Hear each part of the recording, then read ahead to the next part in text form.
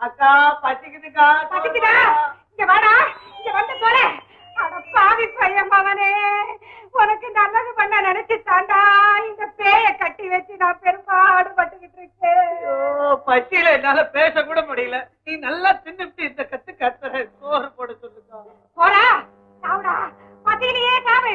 எல்லாம் ஒன்னால வந்த வேறதானே. சாவுடா, நீ சாவு. ஆமா, பசியார சாவ சொன்னது யாரு? வார்த்தையை கேக்குறது யாரு? நான் தான். பசிதான் கண்ண மறைக்கும் பாங்க. பயமுமா கண்ண மறைக்குது. எனக்கு புறவையிலேயே 2